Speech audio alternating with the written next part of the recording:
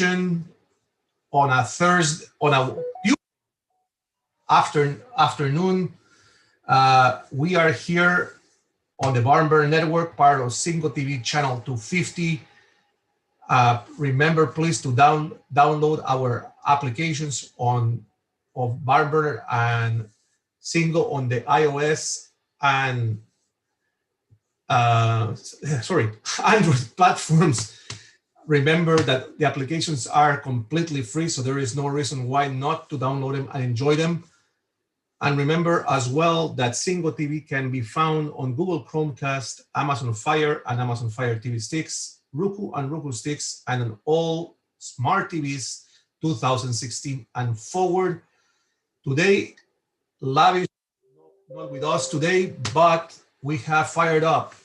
Why fired up? Because Canada's juniors are going for gold, and we have probably one of the most strategic hockey analysts in our studios today, Justin Levin, who is part of the Barn Burner team, bringing you the best of the OHL, the women's hockey, and all. So, Justin, welcome to the show. And let's get going, man, because it's a couple hours away. Yeah, it's going to be a really good game. It's exactly what I thought it was going to be. Canada, US for gold. You couldn't ask for a better ending to what's been a really amazing tournament. So let's look back at what was expected of Canada and how they have surpassed, because they have gone above and beyond what was expected of them in this tournament. Although it has been said that this is probably the best formed put together team that Canada has ever put in a World Juniors. Yeah, this is, like you said, you hit it right on the mark. This is the best version of the Canadian national team one could have ever asked for. Andre Taglioni, the head coach of Team Canada and head coach of the Ottawa 67s in the OHL, has been at the forefront of this alongside Director of National Team Scott Salmond and CEO Tom Rennie. They've done a fantastic job putting this team together. It's full of strength, tenacity, and grit. They've got 20 first-round draft picks. No other team in the World Juniors this year has 20 first-round draft picks on their roster. And then let alone that, but they had selection camp for roughly 4 weeks. Now, usually what happens is selection camp only runs for 1 week. And so that's what the rest of the teams in the tournament got, 1 week in their home countries to prepare. So when you look at the extra time that Canada got, just because Canada's in Canada and they didn't need to go through additional quarantine restrictions quite as much as the others did, they were able to get under their feet, get some scrimmages in, get some practices in, get familiar with each other, get familiar with the coaching staff, which again is Andre Taglioni, the head coach. And he's joined by Mitch Love, who works in the WHL, Alan Miller, who works in the WHL, and then again, Scott Salmond, Tom Rennie, and the rest of the team. So this is the best version of the team. And, you know, when you talk about going above and beyond the mark, they really have done just that. You see how they start off with a 16-2 win over Germany. And then the next night, I think they were burnt out a little from how much they were able to do. And so as a result of that, they ended up with a 3-1 win over Slovakia. And then the next game, after a couple of days off, they won 10-0. And then we see the result of their last game, and that's what drove them into the semifinals. And now they've beaten, I don't even remember who it was anymore. I watched so many hockey games. Wow. For this world. Either way, point being, they're into the finals against Team USA, and that goes tonight at 9:30 on NHL Network and across TSN. Now, let's talk about this game, because this game, if I remember correctly, was the same game that was about 4 years ago when Canada US met in the finals, and it was Canada coming out victorious. But is there right now by the US a little bit of more eagerness to win this one because they had to come to Canada to play? Yeah, I would think there's more eagerness to want to win, but with that being said, I think there's also a little bit of hesitancy to, you know, I guess, perform to their very best, knowing that, when these teams aren't playing on the ice, the only other place they're allowed is their hotel. What are you going to do in your hotel? You're going to watch what is on TV and what is going on at the arena that you're not at. So that's what these players have been doing. They're strategically watching to see what these teams are doing, how they're building their systems into each game. That way they can kind of learn, okay, so that's what they're doing. So let's try and mess with that during the next game to top our advantage. But with that being said, it's not working. Canada's just too good. And not only that, but their offensive power as well as their strategic system, again, run by Andre Tourigny. It's another level when you're seeing that 21st round draft picks and a lot of them who are offensively gifted. You're not going to beat a team like that. And so, that's why we're at a point where the finals are USA and Canada, because, you look at the bottom feeders. I'll start with Austria. Austria has essentially sucked in this tournament. They could not pull out even one win. Slovakia only pulled out one win. Czech Republic only had one win, and that was their opponent in the semifinals into this final, actually, now that I remember.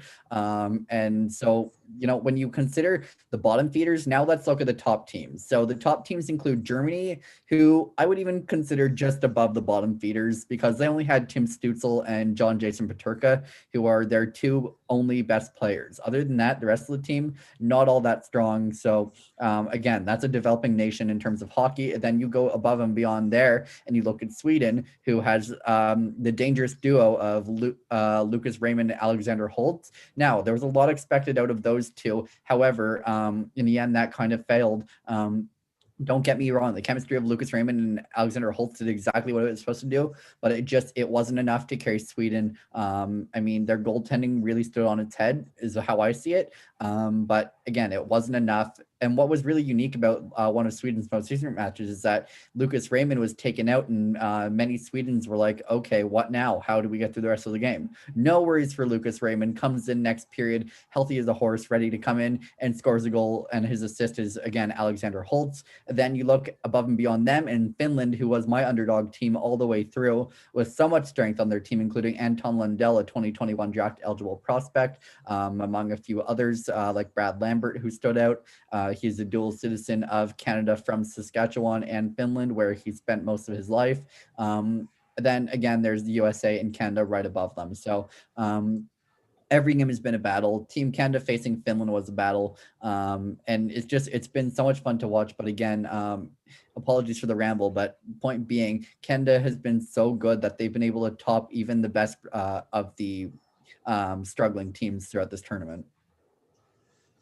So let's talk about the players themselves, because there have been some big plays, especially coming from the goaltenders of Canada. Although they haven't been tested in full, and they will head into the NHL, I imagine, with a lot of spirit. What can we expect from them? Because there is two guys that have been playing the most of the tournament. Yeah, so let's start with Devin Levi, who is the goaltender for Team Canada. He wasn't really tested on really a whole lot until the semifinal game.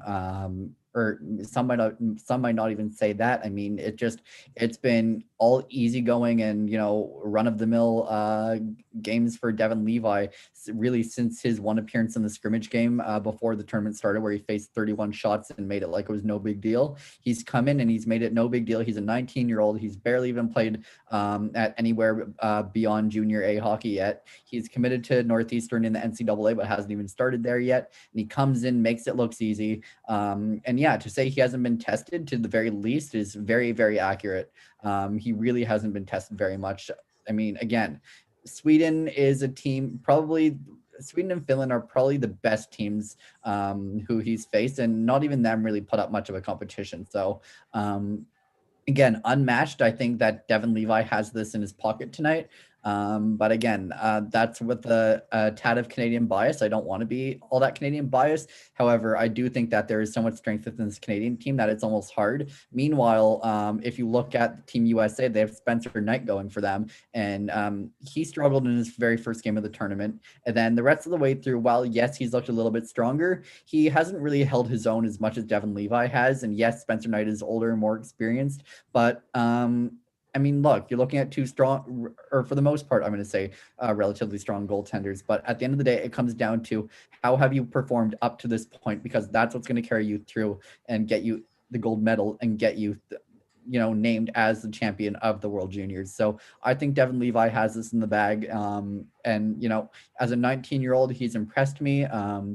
The Quebec native continues to, essentially break down barriers, as he actually broke a record last night, which I thought was really impressive. And again, this is for a 19-year-old kid. So I'll actually make note of what that record was. This was his third straight shutout, and as such, he tied Justin Poget, I hope I'm saying that right, for the most shutout at the World Juniors. And not only that, but he was named as the Gatorade Performer of the Game. So lots to like about him, and I think that he's going to carry Canada through to the gold medal tonight.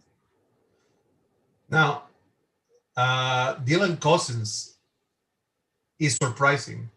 He has surprised a lot of people, not just with his skating, but his accuracy on net, because he is actually has taken the least amount of shots and scored the most.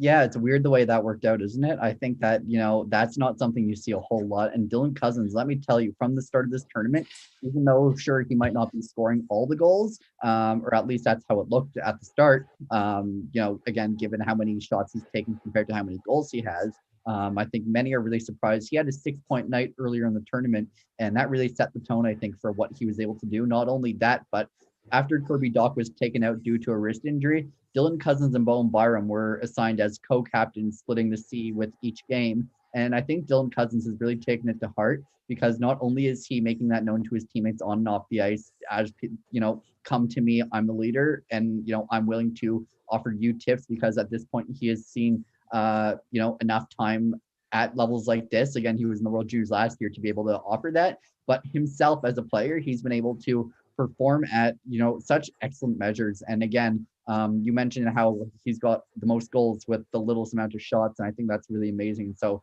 that 6-point night did it for me. I was like, okay, so if this is what we're going to see, I expect more of Dylan Cousins. And what was really unique about Dylan Cousins is the semifinal game against the Czech Republic. And yeah, I don't know how the Czech Republic made it to the semifinals. Don't ask. I think that what was really unique about that is right off the draw, in comes Dylan Cousins, and within the first 5 seconds, hits the crossbar. Where did that come from? I mean, he's excellent. Then later in the period, before the period even came to a wrap, he finally got that revenge he was looking for, scored the goal, and Ken's right off the draw, and that set the tone for the evening. So Dylan Cousins is someone who continues to impress me. I've heard that he might not be heading back to the WHL, regardless of whether or not the CHL resumes play at all this season, with those two leagues being the O and the W. But someone who I think after last year's World Juniors experience with Dale Hunter and Andre Terrini, having the same coach and picking up on the same things, I think has really helped drive him through this tournament. Now let's go to Philip Tomasino, because Philip Tomasino was supposed to return to the Generals this coming season in the OHL, and now most likely he will be bumped up to go up to the big club in Nashville. So how does this prepare Philip for the NHL? Well, this is the international stage, so that's already saying a lot. He's facing some of the world's best players. But not only that, Philip Tomasino has been one of my favorites since selection camp in Red Deer, Alberta. I'll talk about him on this point. So during selection camp, I was credentialed by Hockey Canada, and I was privileged to be able to be a part of that. So, I'm watching him play his games, and he's connecting really well with Kirby Dach and Connor Zary on the same line. But then Kirby Dach gets injured, and once they arrived in Edmonton. So now the question is, what do you do with Tomasino now? So Andre Terrini, a very creative coach, and again, with 2 decades worth of experience and 5 World Juniors under his belt, comes into this tournament and it's like, okay, I know what to do with Tomasino. So he moved him, and I believe he was placed along with Bowen Byram and Connor Zary. And what do? They continue to perform. Why? Because Bowen Byram during selection camp on the back end behind that line, it clicked. So being on a line with Bowen Byram now clicked. I mean, that was almost inevitable. So playing with strong players, again, a lot of whom are NHL draft picks and have at least played a couple games at the NHL level, because after most sign their NHL contracts, most teams offer them a chance to get somewhere between 3 to 5 games under their belt at the NHL, then send them back to wherever they came from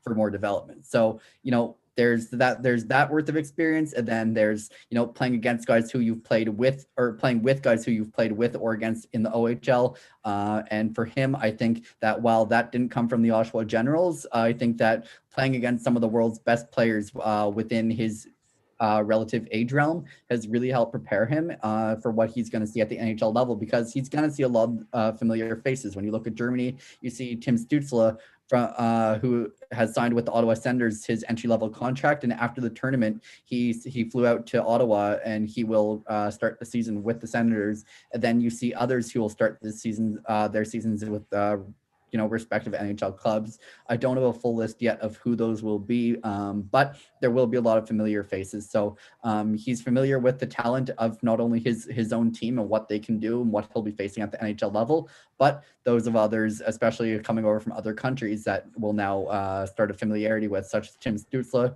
who has not previously played on North American ice. So now let's look at the game that we are going to have against the US, because both are, and Canada has the offense. Let's be real. Canada has the offense. They have proven in this World Juniors tournament, but both teams are very defensive minded teams. And how is that going to, when you have two teams that are very strong defensively, how is that going to affect the game, the speed of the game? That's interesting, because again, both these teams are gonna have to pull all the defense they possibly can out of this one, because these are two, sure, their offense is strong, but like you said, I think they're more defensively minded, and I think Andre Tourigny has created the structure for them to be more so offensive than defensive. But that being said, he was able to create a very strong defensive core throughout this tournament for them to go with. So, in terms of how that's going to affect the speed of the game, honestly, that's anyone's guess. It might slow things down a little bit, and because we might see a lot of penalties, we might see a lot of ref interferences, and that's just that's the nature of such aggressive hockey. So there's certainly potential for that to come out. Will it come out? Probably. This is USA and this is Canada. This is the very best of the very best playing at the very best game at the World Juniors, the gold medal game. And they're looking to create history either way it ends. And Canada going back to back with gold medals, nothing would be better than that. But I do think that the speed of the game, the nature of how this game works out, it's going to be a little bit slower, because there's going to be that extra physicality that's going to be the driving nature behind the game. So if you had to focus and take the coach's corner now, the coaches sit and say, okay guys, we have to go with into the first and second periods very strong, because we don't want the other guys to come back.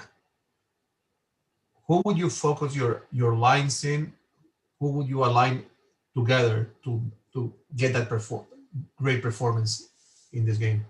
Well, Philip Tomasino he didn't play in game one. He was pulled out of the lineup, and I didn't really understand why after such a strong selection camp. So essentially what I'm looking at is for that line to be reconnected. I'm looking for Dylan Cousins and his line to be established and not moved around. I think tonight is a night where, yes, Tourigny is a creative coach with lots of experience, and so he might want to try something late in the game. But as it is going into the game, I wouldn't worry too much about being creative. I would try and keep the lines the same as they've been the last couple nights. Yes, Quinton Byfield was moved up, but I see Quinton Byfield kind of more on the third line tonight, especially because, sure, he was moved up so he could step up his game in lieu of Kirby Dach being injured. But has it worked? That's a double-edged sword. It kind of worked. We saw him have a 6-point night a couple nights ago, and he said he finally felt comfortable. So, I think I'd just keep him on the third line rather than shaking him away from his game and having, risking anything, rather, I should say. So, the last two nights have really worked really well, I think, for Canada. So, I wouldn't change it from what they've been because I think it's working for them. I think Andre Torini has realized that it's working for them, which is why I think after moving Philip Tomasino, I think he's realized, okay, so the rest of this roster, I'm not going to touch it too much. I want to see what this team can do and what can they do? They can create damage, and I think that's really shown.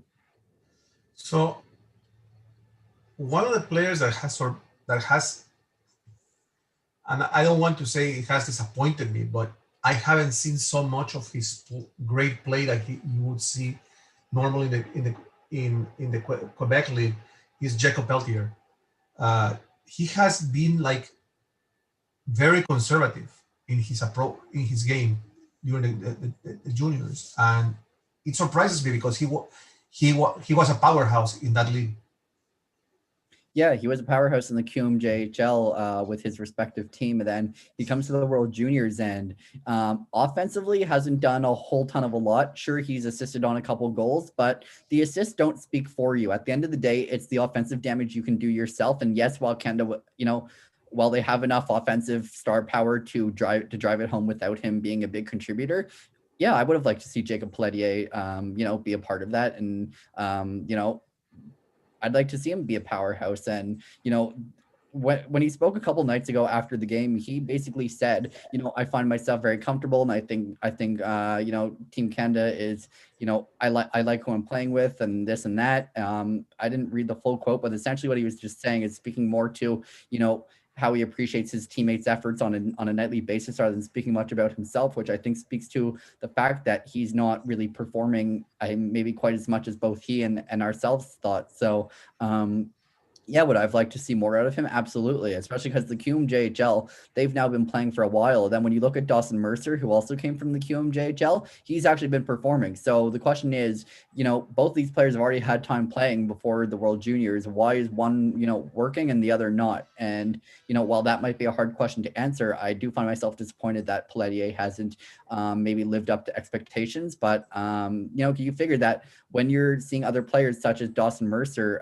from the same league, then Mikhail Abramov from Russia, again, these are all players who have played in the QMJHL and who you've seen, you're familiar with, and, chemistry works and everything. And of course, when I say chemistry, when it's Canada versus Russia, I'm not going to say chemistry because, you're different teams, but Pelletier working with Dawson Mercer, just something hasn't clicked. And yeah, I've been disappointed by it as well. Here's hoping that the gold medal game, he kind of cracks out of his offensive shell and does more than just assist, because again, the assists at the end of the night are not what's going to carry you and get you named as a player of the game, and they're not going to be, what's pointed out on highlight reel on TSN or NHL Network. And I think that, fans want to see him, be that big contributor. So, we'll see where that goes. So there is two players from Newfoundland that have made their mark on this team. One of them being Alex Newhook. What can we expect from him? Because we have seen, and I want to say this, we have seen him play great defense, but yet he's to show his power in the offense. Yeah, he's more so defensive minded. He's a prospect of the Colorado Avalanche, and what I like about him is the fact that he's been able to help within Canada's defensive core. I think as probably one of the main leaders in my mind, at least, to help keep the numbers down from the other side, or in other words, the opponent. And I think that's surely that's been a great contributor. Now, my concern is the fact that a couple nights ago he left the game. I believe it was in the third period with an injury. And then he skated the next day with an off day, then returned, and his first game, and that was against the Czech Republic, scored. No problems there. But the thing is, he's just, that was, I think, his first goal of the tournament. So yeah, he hasn't really done much up until the end. And I think that I would like to see a little bit more out of him, because he's a hard skater and he sees the ice well. And so when you keep those two analogies in mind, my mind says, okay, so you see the ice well, you know when to shoot, and you know when to pass, and and you know when to just play defense and not worry about the offensive game. But now we're worrying a little bit about the offensive game, especially because Canada needs to bring everything they have into winning tonight. So now it's okay. You see the ice well. Let's see the rest of it click. Let's see you score a goal or two. Let's see you be a big contributor, because we know you can do more than just defense. And that showed in the game against the Czechs. So I'm looking forward to seeing what Newhook does. He's healthy and will be in the lineup tonight. And the last player that I want to touch upon is Ryan Suzuki. Ryan has distinguished himself of being a great setup guy, but we haven't seen that in the tournament so far. He only has 1 assist in 4 games played. Yeah, what surprises me about Suzuki, especially, is his bloodline of hockey, which got him into the game, obviously. But it's the fact that he, for whatever reason, it's not really clicking this time around. And I believe he'll be eligible to return next year, and maybe the second time around is better than the first. But I think that 1 assist doesn't really speak a lot. And again, when I say that, at the end of the day, the assists aren't what matter. It's what you can do offensively. I mean that because, again, Suzuki is a prime example of something that hasn't exactly, I'd say, go wrong, but hasn't been able to prove himself as a main contributor to this team. So, again, I was expecting him to actually be one of the bigger names in this tournament, but he just hasn't shown that. So does that come out tonight? Again, we can only guess, and the time will tell with that game starting at, I believe, 9:30 p.m. Eastern time. But yeah, he's someone who you would think, especially given his, the stature of which he has to live under the expectations of his brother now with the Montreal Canadiens, come out of your shell, do what your brother did, and, represent your country offensively. And he's been very quiet, and it's not that he doesn't have the skills, because he does. So I'm not really sure what that's about. Is it a lack of chemistry with his line? Look, when you look at the lines, I think they're very evenly split. But at the end of the day, it doesn't come to balancing them. It does come to chemistry. And if it's just that he wasn't put on the right line, and maybe that's part of it, then that would be, I guess, excuse enough. Because if you're playing with 2 guys who and are capable of working the chemistry, and you don't have to yell across the ice at points throughout the game, you just look at each other and then that works better, and maybe that's what Suzuki needs. So if that is indeed the case, then maybe next year he'll be better. So now we are going to drift. Actually, no. Last question for you on the World Juniors. Prediction for tonight. I hate to be biased, but it's going to be Canada over USA. I don't even say I think. I know it's going to be Canada over the US. Devin Levi is a monster in the net.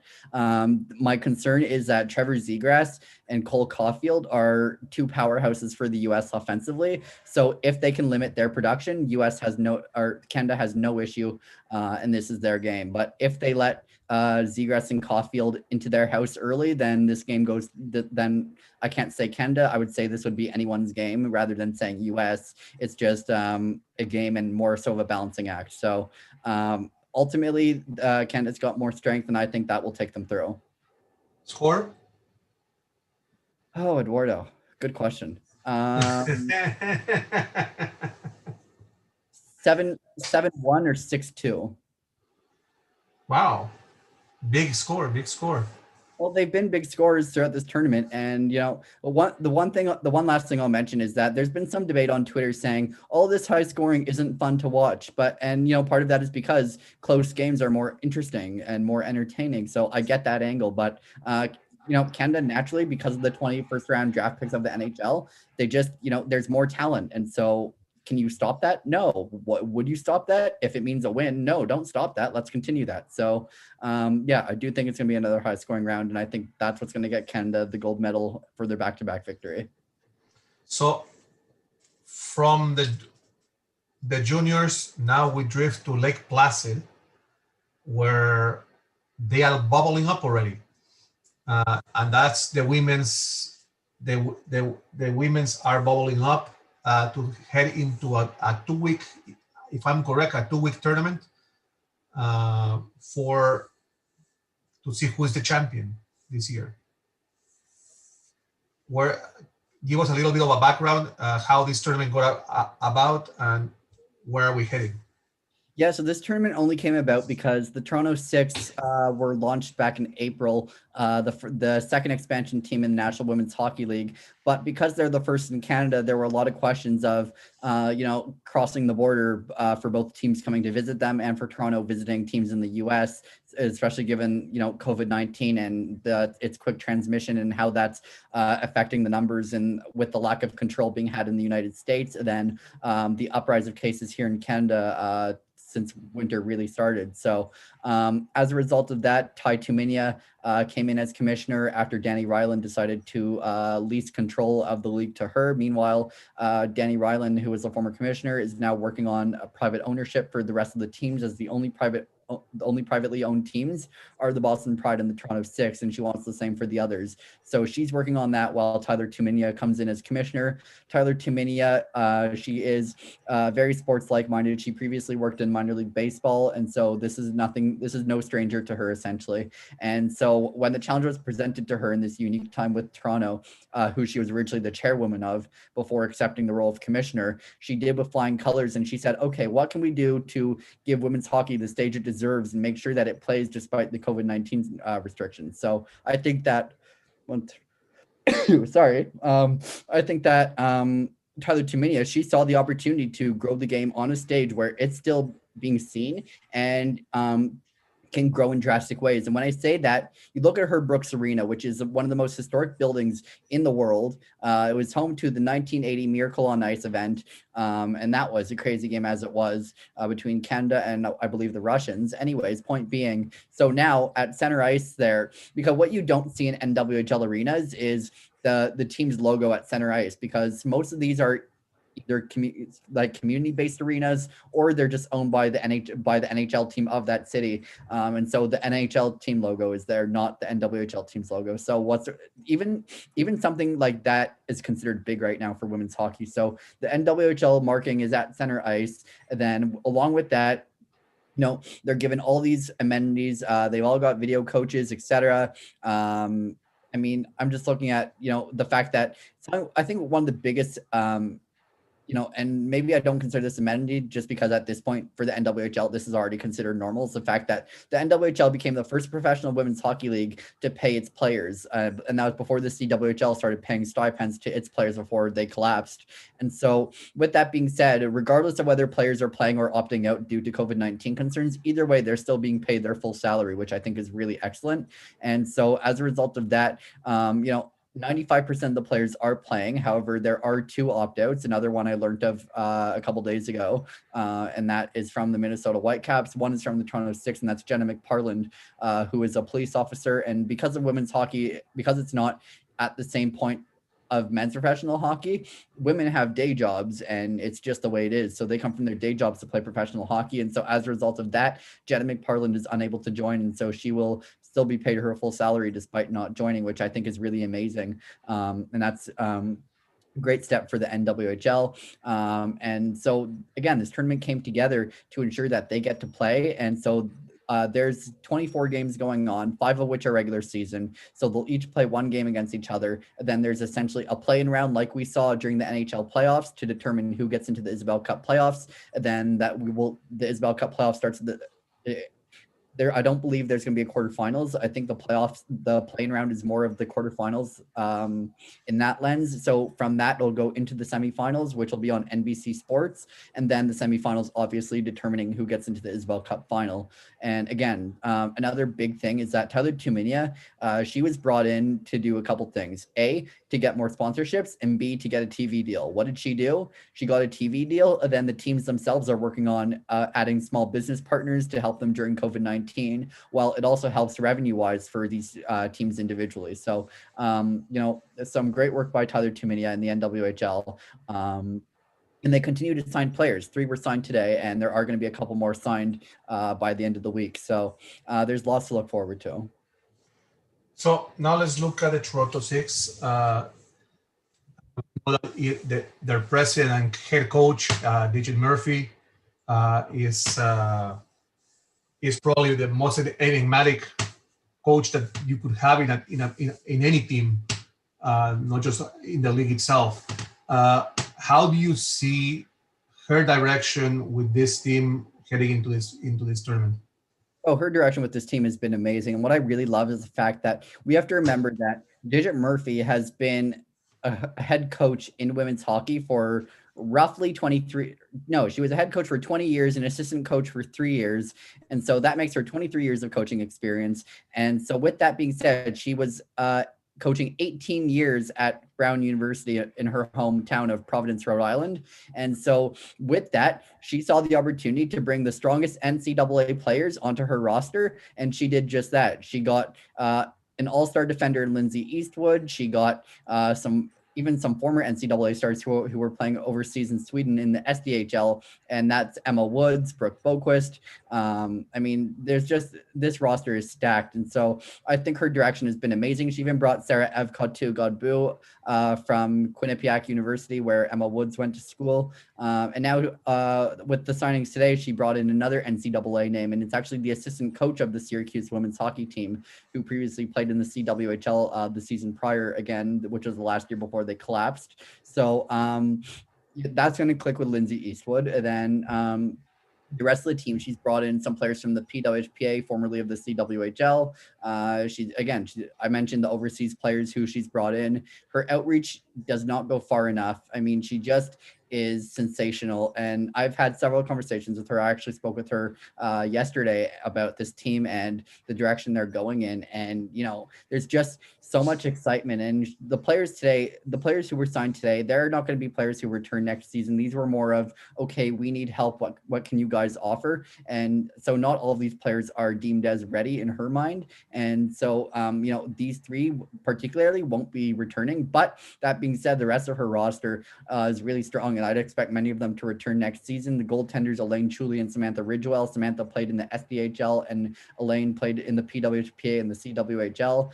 Digit actually worked with Elaine Chuli and Cheyenne Darkangelo, both of whom are on the roster in China during her 1 year with the Venki Rays. So again, her outreach is just incredible. And I think that having familiarity with some of these players and the fact that she was looking to add a couple more from possibly China or other spots before she decided to land with the three who she signed today, I think just kind of gives you an idea of, you know, the strong direction that she wants this team to kind of carry on a legacy. And I mean, speaking about the direction for next year, she just slightly said during a one-off conversation that she's looking at, as president, to take this team in a, you know, I guess I wouldn't say more of a different direction. I would say a continued strong direction next year. And whether she remains head coach or not, obviously remains to be seen. You know, maybe with an Isabel Cup win, she'll stick around for another year. But point being, she's driven this team really well.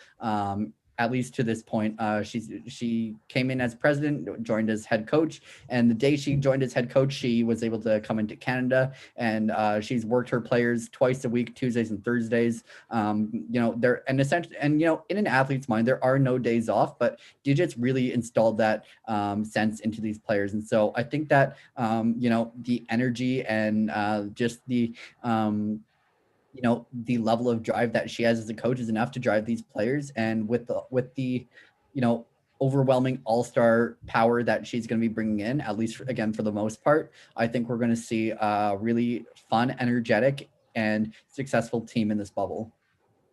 So one of the things that with this tournament under the COVID rule, was that the teams had to limit themselves how they could practice along the way to prepare themselves for the tournament. And one of the things that was heard was that some of the Buffalo players were actually crossing borders back and forth between Canada and the USA.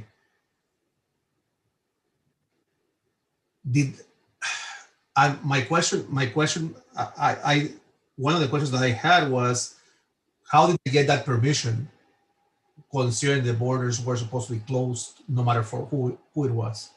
It's actually funny you say that, because I heard from a league source the opposite. I heard that there was a group in Canada and a group in the US, just like Toronto's doing with, you know, 8 players and 8 players in different groups. I heard that there was a group of players playing in Canada and a group of players playing in the US, and that's how they were making it work. Head coach Pete Parham apparently is Canadian, and so he's been working along with, I believe, one of their goalie coaches here in Canada. So there was that side where a couple of them were working here, including Hunter and Taylor Accursi, who are sisters. Hunter signed with the team this year for her first pro season, joining her sister in Buffalo. Then there's Autumn McDougall from the University of Alberta, who signed for her first pro season. And a couple other names, not all of whom I'm familiar with, of whom lives in Canada and who lives in the US. But yeah, I was hearing from a league source the opposite, and I heard that on the Buffalo end, they had more of the returning players, and they even had Jordan Duran, who is or who I should say was all but set to retire. Then their general manager, who was a first-time general manager, Nathaniel Oliver, he managed to lock her up in the end. Citing that they still needed help, and you mean she was facing an injury, which is why she was ready to retire. But she decided she was healthy enough in the end, and she joined. And then most recently, they signed Brooke Stacy, who just had a baby. She is from Quebec, and so I think she'll be part of the Canadian group until they get the clearance to cross the border, if they do before the Lake Placid bubble. And so again, COVID has provided challenges, which is why Buffalo has had to split up. And sure, that's not easy because, again, some of these players are going to enter Lake Placid, and I don't believe they're going to have any practice time once they get it. I think once they get to Lake Placid, it's just games. There is no warm-up time. So what will that do to chemistry? It might allow the Buffalo Beauts to slide down the standings rather than slide their way up. So I'm kind of concerned about that. I think that that's going to be something to watch out for. Now, the Lake Placid scene puts the tournament in a big stage, because the last big win there was the USA the USA win versus the Russians. How do you think the city of Lake Placid is taking this tournament in, considering the great nature of the game? Well, first of all, they're going to have to take in the nature of the game very, very safely and not be near the players' hotels, because, again, COVID-19 is going to limit their movements between the arenas and the hotels. There is no access to the arenas. So from that end, I just say be safe, do it safely. But when you talk about the actual, sense nature of the game, I think that they're going to be very welcoming to the sense that the NWHL is being welcomed to their city from the Lake Placid New York Olympian Committee or whatever it is. And I think that that's going to be really nice, and especially because this is the first time that such an event in this manner is being put on for professional women's hockey. Sure, I mean, we've seen, the Clarkson Cup final be held in Toronto at Ricoh Coliseum, now Coca-Cola Coliseum, but it's not the same thing. So, this is a very very good step for women's hockey. And I think that this is going to be, this is going to be really exciting. And we might even see celebrating on the streets again, depending on, if an American team wins. But I think, I'd like to be able to say I'll take Digit Murphy's word for this, and that the Canadians win in version number 2 of Miracle on Ice. But, I don't know. This, again, my top teams for this, and I did a preview earlier today with Ann Tokarski from the icegarden.com, and she said that she's got Boston Pride between 1 and 2. She could see Toronto 6 between, 2 and 3. And so I wouldn't be surprised to see Toronto, Minnesota, and Boston be the top teams in this tournament. But either way, I think that obviously an American team winning will be well received. Toronto, it'll be well received here, I know that, but how that'll be received in Lake Placid, probably not as well. But this is gonna be a really fun tournament, and there's a lot to look forward to. Strong players, first-time coaches, first-time commissioners, and then they've got all their safety measures in place. They've got the hotels booked, so I'm excited to see what this looks like. Now, let's look at the future past this tournament. A 2-week season is not a 2-week season. It's a very short time for these women to be on. What can we expect with men's hockey starting as well? Can we see future tournament starting up toward after this first tournament is finished? Well, when you talk about future tournaments, I think about the Dream Gap Tour on the other end with the PWHPA, and they said they were going to unveil their plans in January. It's January. I'd like to see that tournament get underway because in a normal year, this would have been started in October like it did last year for the very first time. And so I'm hoping that if women's hockey can lead the way with the NWHL in Lake Placid, that Dana Hefford can lead the way for the PWHPA in Ontario. And she cited that there's going to be about 6 or 7 stops. And so I'd like to see this happen. It's a question of when it's going to happen. What cities are safe to do it in, what cities are not. They're not going to be the big exclusive cities, as it was last year. But look, these women who are more so national team players than those in the NWHL, they've been waiting to play. Hockey Canada hasn't even been doing tournaments up until this point. There has been no rivalry series, which would already be starting in about roughly 2 weeks time. And while players express their interest in doing something with just USA Hockey, a couple of games in a remote location, they were even willing to do that. But there's been no word from Hockey Canada on that front. And the Women's World Championships, which happen later on, I believe that's in June, if I'm not wrong. Scott Smith, who is the CEO or VP of Hockey Canada, he said yesterday on the TSN broadcast during an intermission of the US game that they are working on the Women's World Championship. That way, in the case that these women do get to have their Dream Gap Tour tournament played, that after that ends, that's not really their end point, that they'll have the Women's World Championship to finish off the year, which was canceled last year. So I think they're hoping for, essentially the same results, but in a different way, of course. And again, the reason that the Dream Gap Tour is different from this is because of the traveling to get a broader outreach and more exposure, and hopefully find a private investor who was willing to put their money where their mouth is and create the WNHL. And so the question now is, does the NWHL stick around in that sense? And that's a whole other argument for another day. But what I will say is that there are two ways to see this: that the NWHL players all come together, the NWHL closes, and that becomes the WNHL, or the WNHL and the NWHL act as separate entities, and that's entirely possible. So, back to the tournaments. I'm not going to talk too much about that argument. I'd like to see other tournaments come to hand and be able to be played. The CHL has a different story where they can't do a tournament because they have to have a season. And if they can't have a season, they're not going to have a season in the end.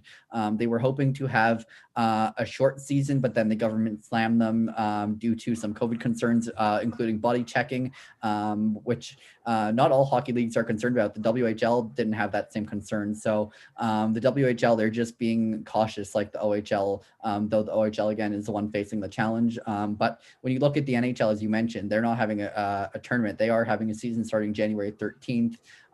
But again, when you mention the crossing the borders thing as it pertained to the NWHL, I'll put this in the NHL's light, is where there is no crossing the borders. Simple as that. There's a Canadian division. They'll have the Toronto Maple Leafs, Montreal Canadiens, Calgary Flames, the Vancouver Canucks, Edmonton Oilers, and Winnipeg Jets, all playing in Canada against each other. And usually what you see in the NHL is you play one game against someone, you fly to your next city, and same thing. But that's not what's happening this time around. They're doing 2 or 3 game stands, then moving on to the next city, which is going to be a little bit different. And then in the US, I believe for the most part, it's going to be relatively normal because, again, there are more teams in the US than Canada. So I expect to see that be more or less the same there. But point being, I'd like to see more tournaments, more hockey. And I think that with the vaccines starting to roll out in mass vaccinations, that we might be able to have ourselves afforded some normal sports moving forward and into the next year.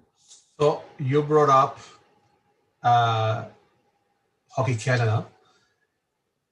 We know that Summer Olympics are coming in, hopefully this summer at some point in time. But the preparation for the Winter Olympics, which are supposed to start in January of next year, are already underway. Where do you see the women's hockey game for that preparation? Because they haven't been able to play together. Right, and that's why I'm saying if they're able to, because again, here's the thing to keep in mind, and I was told this from a league source within the last couple of months, that while the PWPA was doing their practice skates, hoping for the Dream Gap Tour before the lockdown that stopped all practice skates from happening, period. They were able to do practice skates during the week, twice a week with the PWHPA and once a week with Hockey Canada. The Hockey Canada ones were being held in Oakville, and same with the PWHPA ones I was hearing were somewhere between Kitchener and Oakville. So they were getting a lot of time in, but since the lockdown started, and again, this isn't the first lockdown they faced, so they haven't been able to gather. So yeah, again, that could be a setback. But if the Dream Gap Tour goes to play, and then after that, the Women's World Championship goes to play, and they're able to play both of these safely, and then the vaccines really are starting to, take larger effect than they are now, then they might be able to get themselves together for the winter of 2021. I would assume in that case that practices for those players for Hockey Canada, they'll start their camps probably in late September or early November, and then they'll send their players to the Olympics, and they'll still have their practice skates. How many, I don't know. But they'll still, point being, they'll still be able to get themselves together and have enough time between November and December to pull off the event in a way that makes sense to the players, both chemistry and safety. And hopefully we're going to see normal sports, and with that, we'll see fans in the stands again. Terrific. Well, Justin, it has been a true pleasure to hear you speak about the women's game and also about the World Juniors men's tournament. It's always great to hear from the greatest source in hockey at this level. I just want to remind everybody that this show can be heard also on the Barn Burner Radio Network and its 122 platforms on social media. Remember to go to our website, barnburner.ca, for all the news, whether it is written on video or on radio. Download it. So remember, Barn Burner, watch it, hear it, download it, but especially leave it, because Barn Burner is sport and sports is Barn Burner. In the name of Justin Levine and the crew of Fired Up Extra, this has been Eduardo Harari. Until next time, when we meet again, we bid you farewell, and please stay at home in these troublesome times of COVID-19.